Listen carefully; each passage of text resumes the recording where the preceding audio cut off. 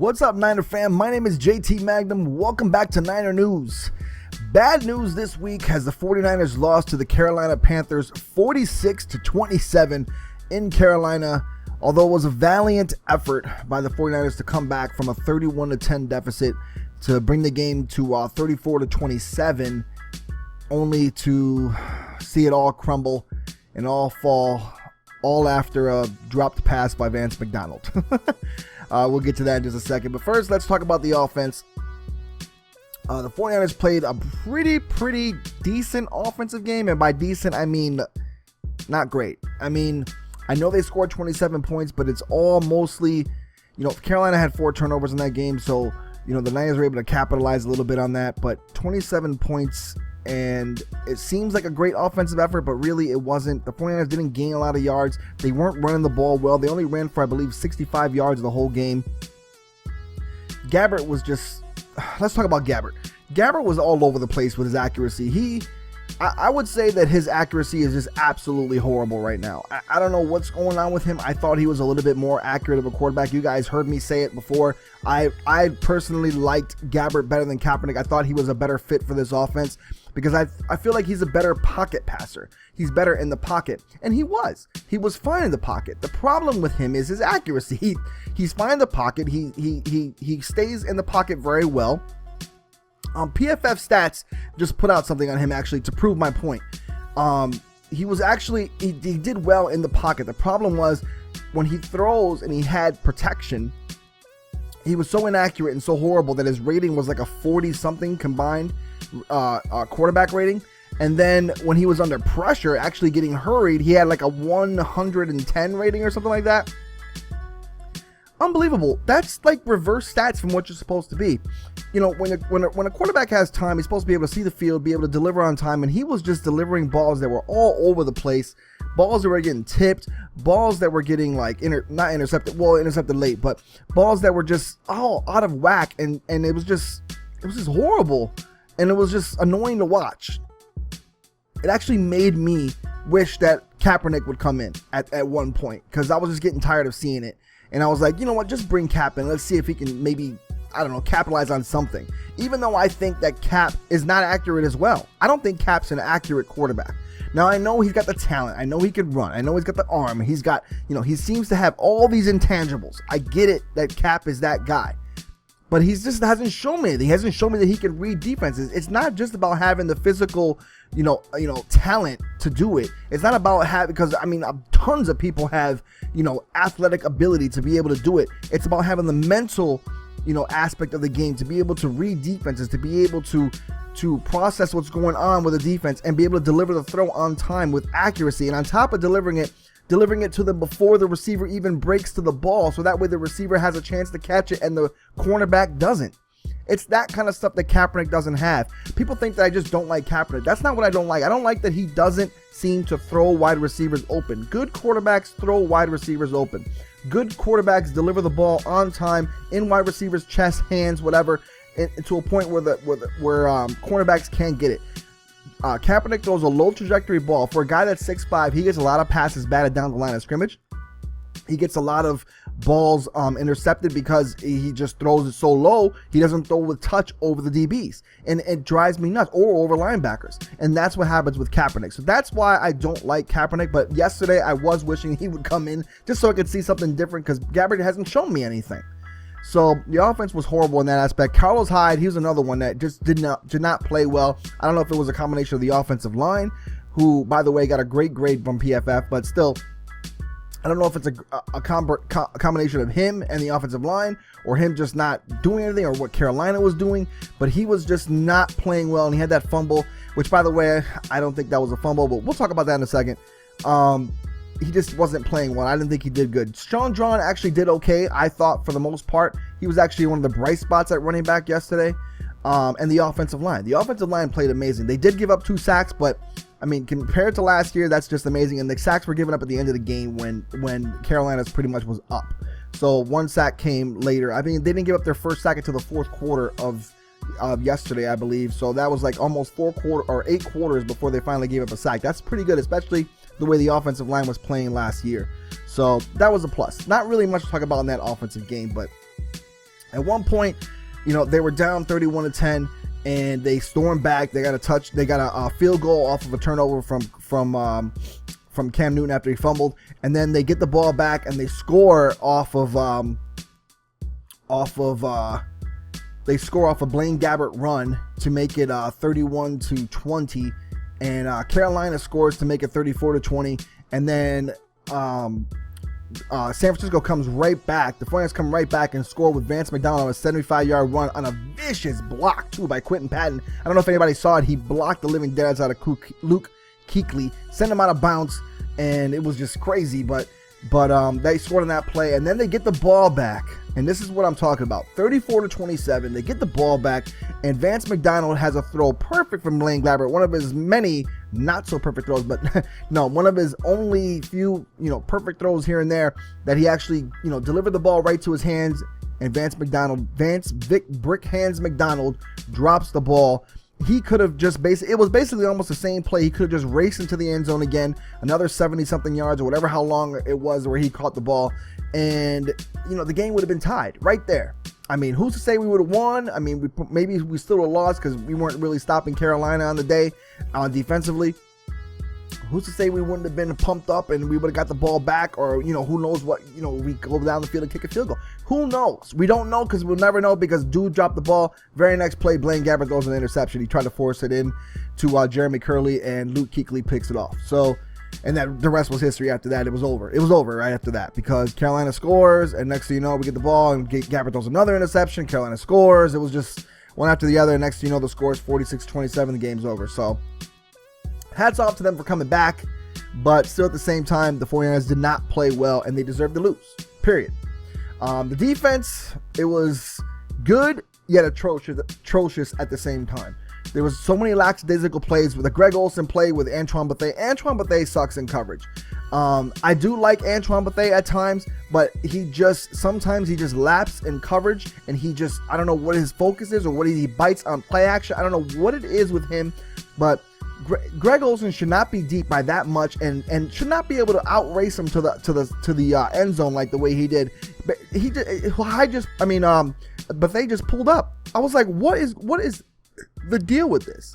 So I don't know what the deal is with Bethea, but the coverage was horrible. I like Jaquiski Tartt. I really like Jaquiski Tartt. He's still a rookie. He's still, well, not rookie, but he's still a young safety, and he has a lot to learn, obviously. But let him learn. Let him do it. The guy has speed. The guy can play. At least he can cover Olsen. At least, will Olsen be beat that deep on a play? Would Tartt be?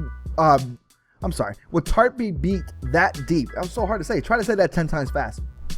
Anyways, would Tartt be beat that deep by Olsen on that play? And even if he does catch it, Tartt would have caught him, because Tartt's fast. I don't know if you've seen Jaquiski Tartt, but dude can run. So I don't know. Maybe he should be back there with Eric Reed. I don't know. I don't know what they're doing with that, but just wasn't working yesterday. Nothing was working. They couldn't stop the run. They couldn't stop the pass. They couldn't stop anything. Kelvin Benjamin was just catching the ball over them, and I get it. Kelvin Benjamin's just amazing. I mean, just the dude can ball out. The dude can just catch balls, and there was a lot of catches where they were just catching right over people. So it's hard. Antoine Bethea got beat on another pass too at the end of the game by Funchess. Just caught it right over him. So he's just not good like that in coverage. I think they exposed him a little bit yesterday, and the defense as a whole to me did not play well. They couldn't get to the quarterback, and when they did, they couldn't sack Cam Newton. They just couldn't hold on to him. He was getting free. He was able to move around the pocket as he felt like, and just deliver timely throws. And it was just, the interception we got by Bethea happened to come off a tip. So to me, that's a kind of fluke play. I know it's a tip. You have to tip the ball in order to intercepted and everything, but still, to me, that's a fluky play. And I just didn't like it. I just didn't like the way the defense played yesterday. I didn't like the way they came out, and it was just a flat game, I thought, by them, and they're gonna have to improve.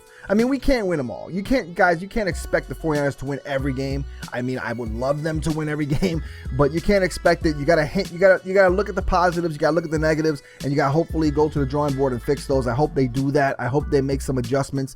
I don't know what they're gonna do with Gabbert and Kaepernick, because everybody's crying for Kaepernick. I still think Blaine Gabbert should be the starting quarterback. I just don't think Kaepernick is accurate yet. I just don't feel that he is accurate enough, Maybe Christian Ponder should get a chance. I don't know, but I just don't think Cap is accurate enough to be the starting quarterback right now. And I don't know if maybe he's back. Maybe his mental game is back.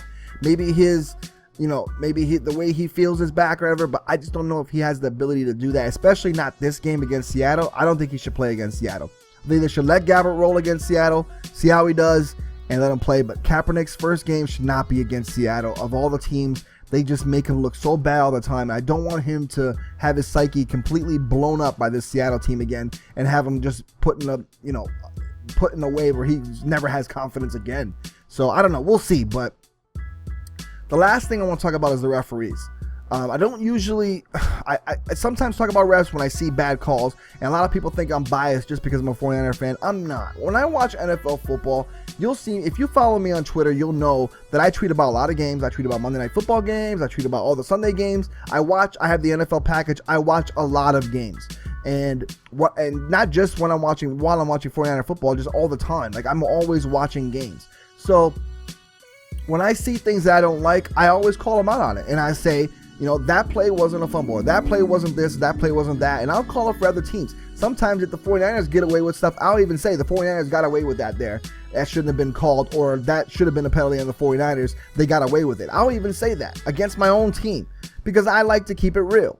But still, a lot of people think that just because you're a Niner fan, you're doing Niner news, that you're biased only towards the 49ers. Well, yes, I'm a fan, but that doesn't mean I'm not a realist, and that doesn't mean that I can't see what's going on, that I can't diagnose something just because I have 49er goggles on. That doesn't make sense, and it doesn't make sense at all whatsoever when you say something like that to me. So I was told that today, and it got a little frustrating because I was like, no, I'm not seeing it through 49er goggles. I'm just telling you the truth of what I saw and what happened. And yesterday, there was a few calls that were left on the field.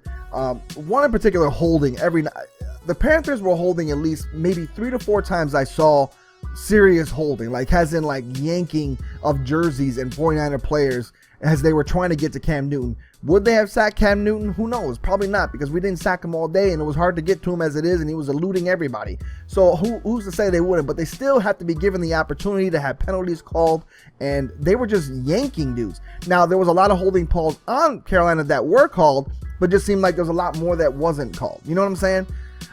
There was one particular play where Ted Ginn caught a 50-yard bomb. What is a catch now in the NFL? Because, Keith Reeser had an interception of Cam Newton in the end zone. Do you guys remember that? I don't know if you guys remember, but Keith Reeser intercepted him, came down with the ball, and while he came down, he just basically slid on the ground, and when he slid on the ground, the ball came out. They ruled that not a catch. You've seen tons of plays in the NFL where if a player doesn't maintain control all the way down to the ground and get up with that ball in his hand, then it's not a catch. Ted Ginn catches the ball. I'm not going to show it because if I show it, I'll get NFL copyright laws. They check my channel now, apparently. But anyways, or copyright strike, I should say. But anyways, Ted Ginn catches the ball. He basically catches it, takes 2 steps. The Niner, I think it was Tremaine Brock. I'm not sure if it was Brock or Ward, but anyway, somebody hit it, and the ball bobbled a little bit, and he ran out of bounds. He fell down. The ball comes out, flying out of his hands, out of bounds. They call that a catch. How in the world is that a catch? Somebody explain to me in the comment section how the heck that was a catch, because if anything, that was bullcrap to me. That was one of the most bullcrap calls I've ever seen in a long time. Now, maybe in the old days that was a catch because he took 2 steps and went out of bounds. But now in this new day and age where you have to come down with the ball and you have to have it in your hand when you get back up, that wasn't a catch. That was not a catch by the NFL rule, what they say. And I want to see what Dean Blandino or these people have to say about that when they review it. I'm sure that's going to be a topic of discussion. Hopefully it is. And if it does, I'll come back with another video and talk about it. Anyways, the other play was the Carlos Hyde fumble. I still do not know if that was a fumble. I didn't see the ball come out before he went down. I saw him go down, the ball come out. So I'm not sure what it was, but to me, that didn't look like a fumble. And the announcers just happened to say, oh yeah, that's a fumble, as if like they saw it come out beforehand. They didn't see anything, and they didn't even show a good enough replay for it to. And that's another thing. Why in the world, when it comes to a replay, how do you not show any bit of replays? Like, how do you not have good camera angles? The NFL is like a multi-billion-dollar sport. yet they don't have good camera angles. Why is that? Why? Somebody tell me how you can be a multi-billion-dollar like company in the NFL and you not have more cameras on the field and not have the ability to see from all angles where the heck the ball is at all times, even the end zone, things like that. Like, how do they not know? How do they not have something to be able to tell what a touchdown is or what is? It just drives me nuts. But anyways, that play I thought was all horrible because Carolina scored off that play, and those kind of things change momentum. Those kind of things are just, they were flat until that happened, and all of a sudden they just were full of energy. And it's just stuff like that drives me absolutely bonkers. But let me know in the comment section what you thought. Let me know what you thought about the game. Let me know what you thought about the offense, Gabbert, the offensive line, Carlos Hyde, the defense, how they played, Antoine Bethea. Let me know what you think in the comment section about the referees and what's an NFL catch now. I mean, because I don't know. Apparently, I don't know. Apparently, I don't get it. They seem to be all over it. They know what they're doing because they just seem to get it right all the time. Right, NFL? Right. Anyways, for JT Magnum, Niner News, I'm out. Peace, y'all.